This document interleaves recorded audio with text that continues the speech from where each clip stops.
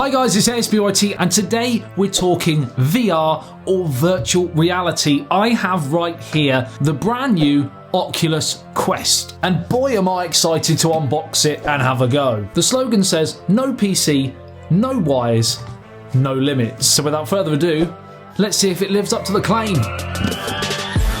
If you're new to the channel and love everything tech, news, unboxings, reviews, then make sure you hit that subscribe button and ding that notification bell so that every time I post a video you are notified and can stay up to date with all of the latest tech.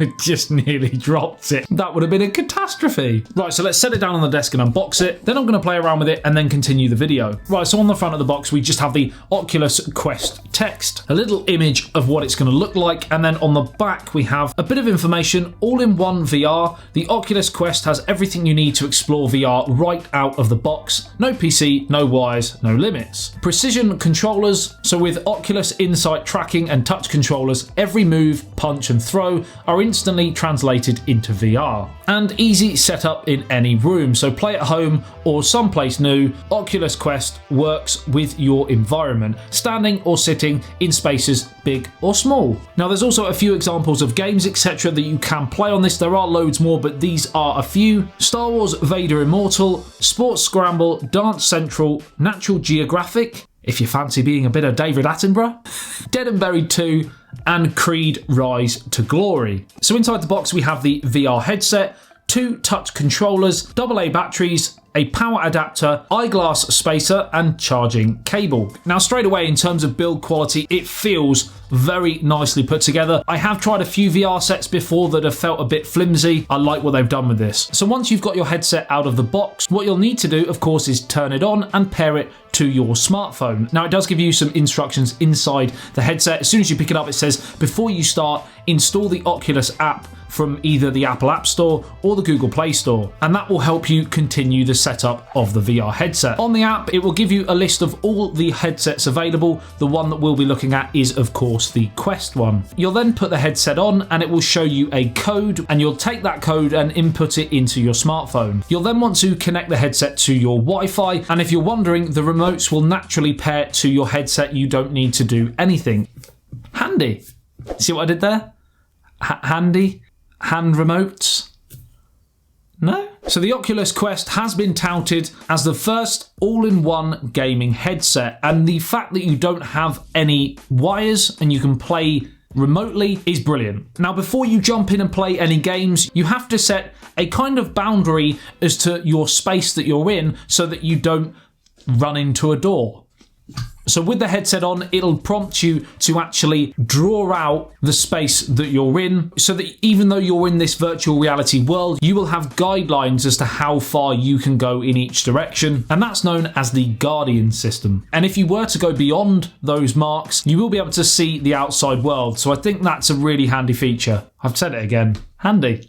One thing to note, and it might just be me and how I set it up, but when you create your safe space or your Guardian system, it does work really well in the fact that, like I stated, you outline the area you can play in, and once you approach that line, you get red bars that kind of come up, and you can still pass through them, but it just lets you know that that's the sort of space that you're not meant to go outside of. But it doesn't seem to work with ceiling, so a couple of times I caught the ceiling. Like I said, it might just have been me, and there may be a way to actually set that up. Also, when you are drawing the layout of your safe zone, give yourself a fair bit of distance from anything outside that might be dangerous for the in-game play, just because as you do peer through them red bars, it does kind of take a few inches before the outside world again becomes visible. Now once everything's been set up and you are in the virtual reality world, it then loads into like a home scene environment, and you're free to walk around and interact with different things, and there's like a table in front of you which has different objects on that you can kind of get used to using your remotes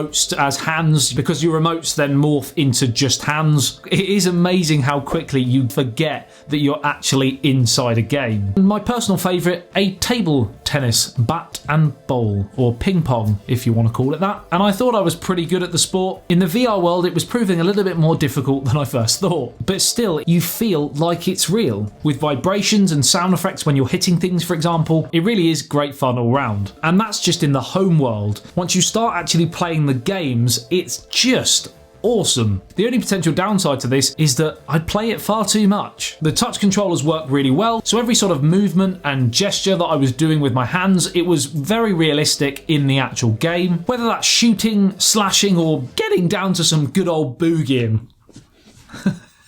I'm so sorry. Now, it doesn't come preloaded with any games, but you do get free demos, so you can play them, see how you get on with them, and then of course if you like them, then you can go on and buy the game. Also in this room, you can actually browse the App Store, download games, connect with friends, watch YouTube, live stream if you want. I mean, there's loads of different things you can do. Now, you can of course wear headphones with this headset, but it does have speakers already built in, and I personally find them loud enough. It will probably depend on your surroundings and how loud your environment is, or indeed the specific game that you're playing. You might want to be completely immersed in that and you don't want any external sounds. But like I said, it is great that you don't have to. It's got some great games already available to download on launch, and in-game it's incredibly immersive. If you've never tried VR, then I would strongly recommend doing so, and if you have already tried it and you like it, then I'm pretty sure you're going to love this. Now, currently there are two different storage option versions you can buy, 64GB or 128GB, and the prices for those are either $399 or $499, so it is an extra £100 for the extra 64GB of storage. I suppose it comes down to how many games are you actually going to want to buy and delete if you